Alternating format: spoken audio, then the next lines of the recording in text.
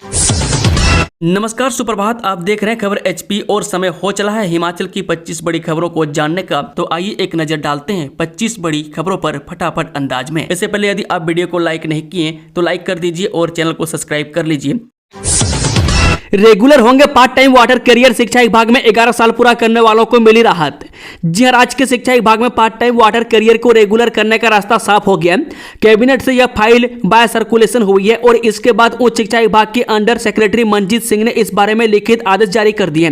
इन आदेशों में कहा गया कि पार्ट टाइम वाटर कैरियर और डेली वेजर मिलकर 11 साल की अवधि पूरा करने वाले कर्मचारियों को चतुर्थ श्रेणी कर्मचारी के रूप में परिवर्तित किया जाएगा। हालांकि यह ऑर्डर उपलब्ध वैकेंसी के हिसाब से होंगे। बता दें कि शिक्षा विभाग में मौजूद पदों को देखते हुए करीब 830 part time water career class 4 में कन्वर्ट किए जा सकते हैं, जबकि 11 साल की पात्रता लगभग 874 कर्मचारियों की बन रही थी। लेकिन अभी वैकेंसी कम होने के कारण करीब 830 कर्मचारी ही क्लास 4 में कन्वर्ट हो पाएंगे। वहीं शिक्षा विभाग में नियुक्त इन कर्मचारियों को लंबे समय से इस आदेश का इंतजार था। वहीं जलवाहक संघ शिक्षा विभाग के प्रदेश अध्यक्ष दुर्वासा पवन शर्मा ने मुख्यमंत्री एवं शिक्षा मंत्री और शिक्षा सचिव का धन्यवाद किया है कि शिक्षा विभाग में लगे अंशकालीन जलवाहकों के नियमित होने की अधिसूचना जारी की है, जिनकी 31/3/2025 तक 11 साल की कंबाइंड निरंतर पूरी हो चुकी है, उनको नियमित किया जाएगा। केंद्र राशन का 3 माह का कोटा देने को तैयार, लेकिन हिमाचल सरकार ने किया इनकार। आखिर क्या है कारण?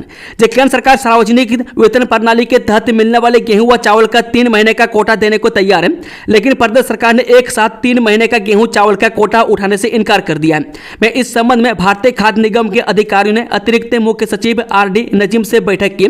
वर्चुअल माध्यम से आयोजित इस बैठक में भारतीय खाद्य निगम ने प्रदेश सरकार को 3 माह का राशन कोटा देने का प्रस्ताव रखा है। हिमाचल के हमीरपुर मेडिकल कॉलेज में स्थापित किए जाएंगे ये विभाग। 118 पदों पर होगी नियुक्ति। जी, हमीरपुर स्थित डॉक्टर राधाकृष्णन चिकित्सा महाविद्यालय में नेफ्रोलॉजी, न्यूरोलॉजी, गैस्ट्रोएंट्रोलॉजी विभाग स्थापित किया जाएगा। इन विभागों में 118 पदों को सृजित कर भरा जाएगा। सरकार के इस निर्णय से जिला हमीरपुर के अलावा मंडी, ऊना, बिलासपुर और कांगड़ा जिला के मरीजों को भी उत्कृष्ट चिकित्सा उपचार की सुविधा उपलब्ध हो सकेगी। मुख्यमंत्री के निर्देशों के अनुरूप अस्पताल प्रशासन द्वारा करवाए गए सर्वेक्षण में पाया गया कि किडनी, नसों और पाचन तंत्र से जुड़ी बीमारियों के मरीजों की संख्या में वृद्धि हुई है। विशेषज्ञ चिकित्सकों के अभाव में मरीजों को IGMC Shimla, Tanda medical college, PGIMR Chandigarh जैसे बड़े चिकित्सक संस्थानों में जाना पड़ता था। अब मुख्यमंत्री ने प्रदेश के मेडिकल कॉलेजों में नए विभागों की स्थापना और आवश्यक चिकित्सकों व स्टाफ की नियुक्ति की प्रक्रिया में तेजी लाने के निर्देश दिए हैं। हिमाचल में 250 करोड़ का स्कॉलरशिप घोटाला, CBI जांच में हुए हैरान करने वाले खुलासे, फर्जी छात्र दिखाकर लगाए चूना। हिमाचल प्रदेश में 250 करोड़ रुपए से अधिक के छात्रवृत्ति घोटाले की CBI जांच में पता चला है कि पंजाब व हरियाणा के संस्थानों ने हिमाचली छात्रों के नाम पर छात्रवृत्ति के लिए बैंक में खाते खुलवाए और चेक व पासबुक अपने पास रखवा ली। जांच में सामने आया कि 238 निजी संस्थानों में 17 ऐसे हैं जिन पर 50 से 94 लाख रुपए की छात्रवृत्तियां लेने का आरोप है। इसके लिए इन संस्थानों ने फर्जी छात्रों को दिखाया, जबकि वास्तव में संस्थानों में इतने छात्र थे ही नहीं। 5 वर्षीय tourism and traveller management course के लिए अब नहीं होगी प्रवेश परीक्षा BBA या BCA एंट्रेंस 17 को। हिमाचल प्रदेश विश्वविद्यालय यानी कि HPU ने 5 वर्षीय एकीकृत tourism and traveller management course में दाखिले के लिए अब प्रवेश परीक्षा नहीं करवाएगा। कोर्स की 35 सीटों पर मेरिट आधार पर प्रवेश दिया जाएगा। कोर्स के लिए करीब 20 आवेदन आए हैं। अधिष्ठिता अध्ययन प्रोफेसर BK शिवराम और IBS की निदेशक प्रोफेसर सोनिया खान ने बताया कि आवेदन कम होने पर प्रवेश परीक्षा नहीं करवाई जा रही है। और DS कार्य ने पहले ही तय कर दिया था कि आवेदन कम होने की सूरत में प्रवेश परीक्षा नहीं होगी। ऐसे में पूर्व में 24 मई को निर्धारित कोर्स की प्रवेश परीक्षा का अब आयोजन नहीं होगा। 10वीं और 12वीं कक्षा के प्राप्त अंक पर मेरिट तैयार की जाएगी। प्रवेश के लिए काउंसलिंग का अलग से शेड्यूल जारी किया जाएगा।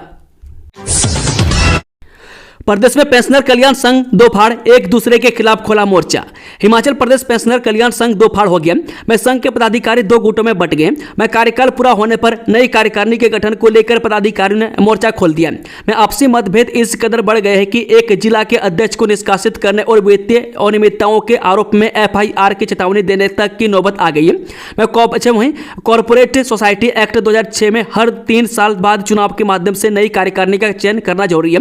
मौजूदा कार्यकारिणी का कार्यकाल पूरा हो गया। मार्च 2022 में पेंशनर कल्याण संघ के चुनाव हुए थे और कार्यकारिणी गठित हुई। मार्च 2025 में कार्यकाल पूरा हो चुका है। प्लास्टिक निष्पादन पंचायतों में डोर टू डोर कूड़ा एकत्र करने के निर्देश, जाना हाईकोर्ट के बड़े फैसले।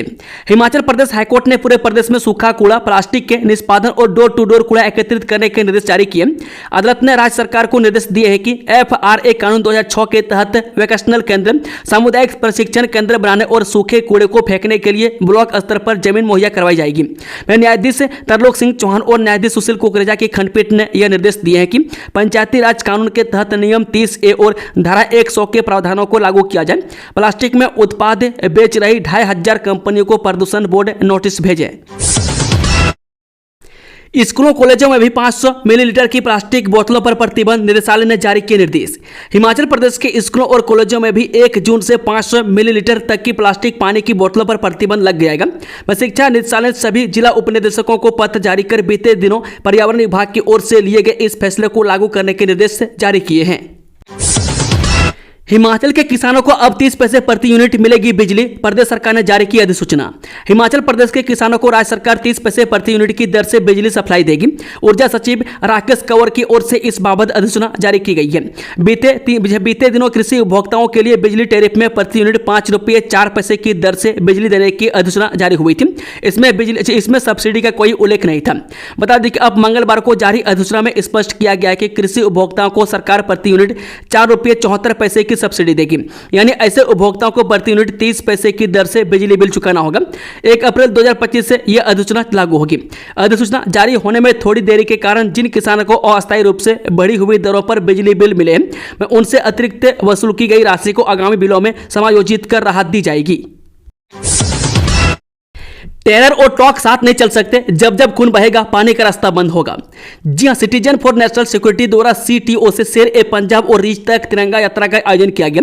यात्रा में नेता प्रतिपक्ष जयराम ठाकुर एवं भाजपा प्रदेश अध्यक्ष डॉक्टर राजीव बिंदल विशेष रूप से उपस्थित रहे। इस यात्रा में व्यापार मंडल, रोटरी क्लब, सिंह सभा और बड़ी संख्या में सामाजिक संस्थाओं ने भाग लिया। यात्रा में कार्यक्रम संयोजक बिहारी लाल शर्मा भी उपस्थित रहे। तिरंगा यात्रा के दौरान सेना के मनोबल को बढ़ाने के लिए जोर शोर से नारे भी लगे। मैं जन सैलाब के रूप में आयोजित यह यात्रा देशवासियों के भीतर देशभक्ति और राष्ट्रीय सुरक्षा के प्रति अटूट संकल्प का प्रतीक बनी। इस अवसर पर मीडिया को संबोधित करते हुए नेता प्रतिपक्ष जयराम ठाकुर ने कहा कि आज का भारत बदल चुका है। यह नया भारत शांति चाहता है, पर आतंक के समूल विनाश के लिए किसी भी सीमा तक जाने को तत्पर है। उन्होंने कहा कि प्रधानमंत्री मोदी के नेतृत्व में देश ने स्पष्ट कर दिया है कि अब भारत किसी प्रकार के न्यूक्लियर धमकी को बर्दाश्त नहीं करेगा। पाकिस्तान ने 20 दिन बाद लौटाया BSF जवान, 23 अप्रैल को गलती से पहुंच गया था सीमा पार। जब पाकिस्तान ने भारत के BSF जवान पूर्णम कुमार को वापस लौटा दिया, पाकिस्तानी रेंजर्स ने अटारी बाघा सीमा के रास्ते BSF जवान को वापस भेजा। यह जवान पिछले करीब 20 दिनों से पाकिस्तान के कब्जे में था।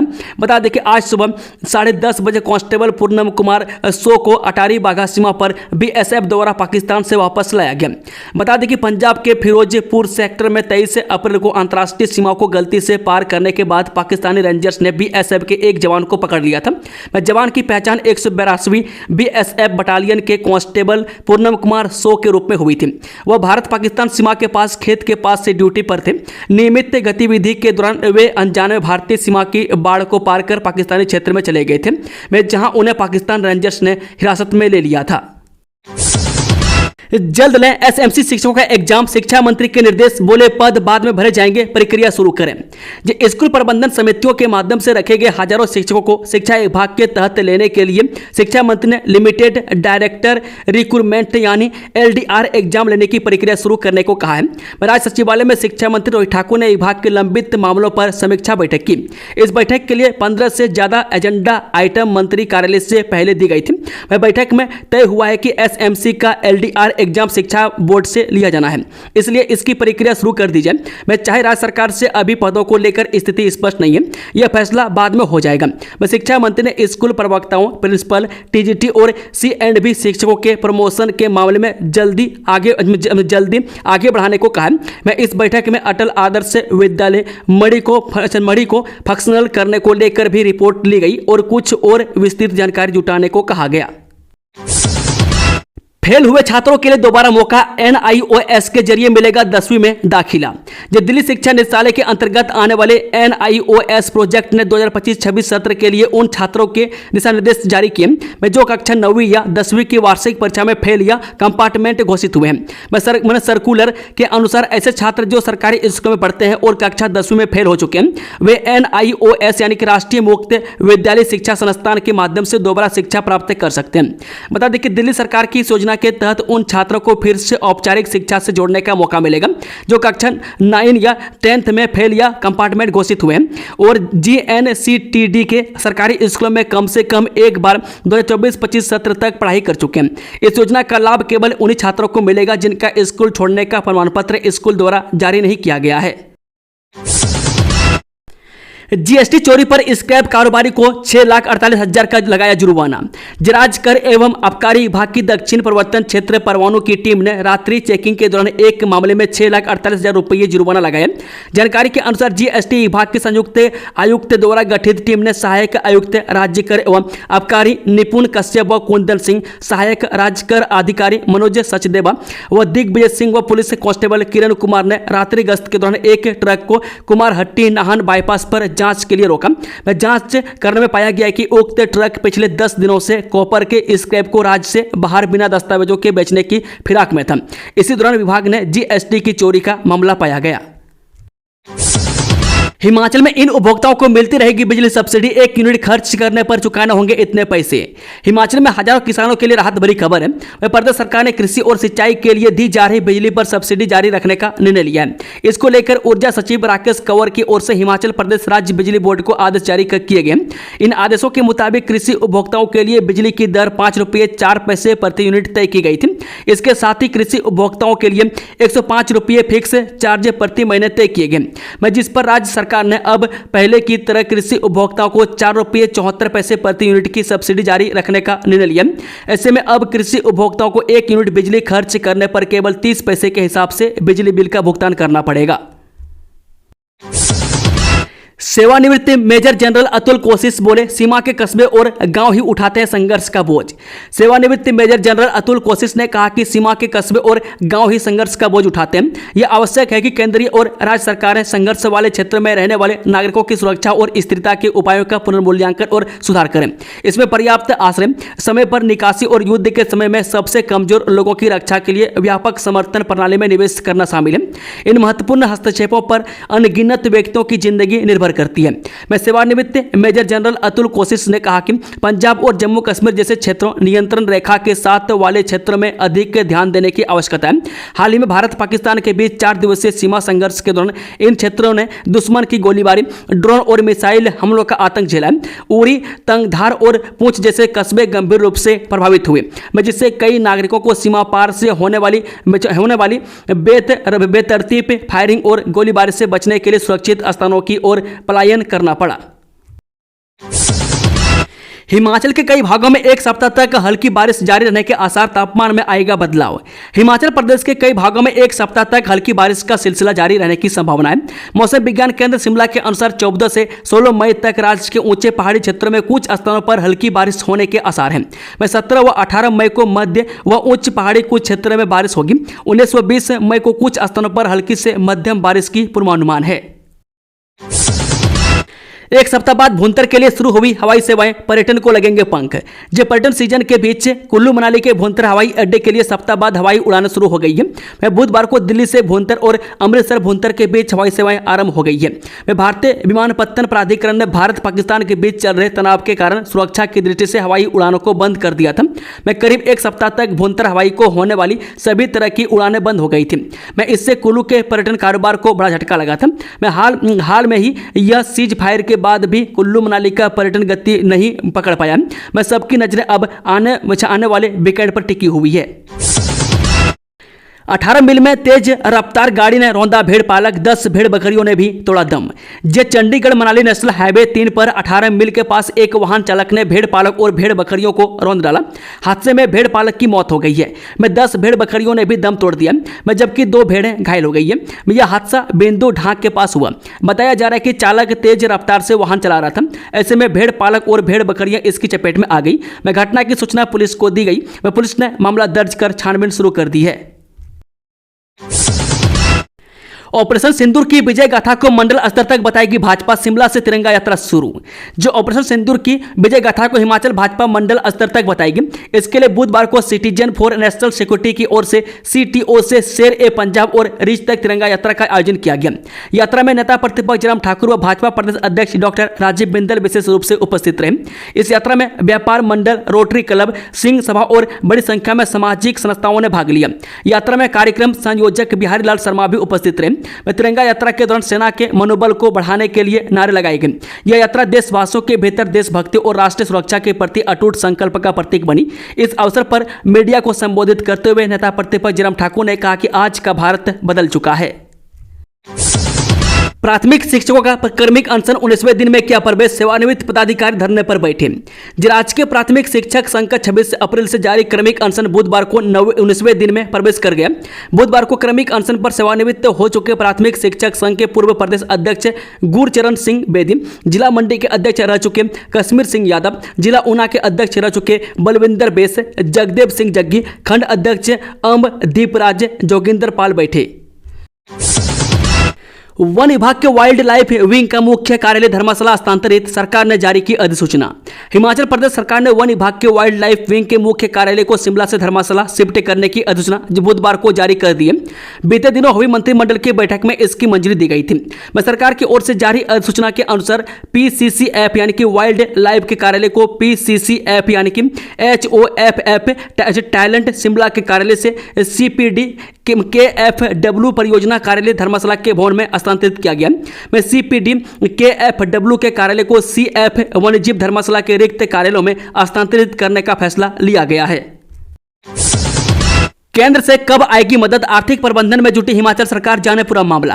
केंद्र सरकार से कम वित्तीय मदद आने की परिस्थितियां बनने के बीच सुकू सरकार अपने उपायों से आर्थिक प्रबंधन में जुटी है। राजस्व घाटा अनुदान के पिछले साल से आधा होने के चलते इस वित्त वर्ष के अंतिम महीनों में हिमाचल सरकार पर आर्थिक तंगहाली आएगी। इससे कर्मचारियों, पेंशनरों की तत्कालिक देनदारियां प्रभावित न हो, इसके लिए कवायद चल रही है। विभागों में लंबित पड़े बजट का ब्याज वापस लाना भी इसी मुहिम का हिस्सा है। बता दें कि 15वें वित्त आयोग ने आय और व्यय के बीच के अंतर की पूर्ति के लिए वर्ष 2021 से लेकर 2026 के बीच 37,199 करोड़ रुपए का राजस्व घाटा अनुदान निर्धारित किया था। वित्तीय वर्ष 2020-23 में यह ग्रांट 9,377 करोड़ रुपए मिली। वर्ष 2023-24 में 8,058 करोड़ जारी हुई। वह 2024-25 में यह 6258 करोड़ रुपए प्राप्त हुई। वह चालू वित्त वर्ष 2025-26 में 3257 करोड़ रुपए ही मिल रही है। सोलन के चंबा घाट में मिले सबसे प्राचीन जीवाश्म, 60 करोड़ साल पुराने होने का दावा। हिमाचल प्रदेश के जिला सोलन के चंबा घाट के पास से जोलाजोरा गांव में दुनिया के सबसे प्राचीन पृथ्वी के स्ट्रोमेटोलाइट से जीवाश्म मिलने का दावा किया गया।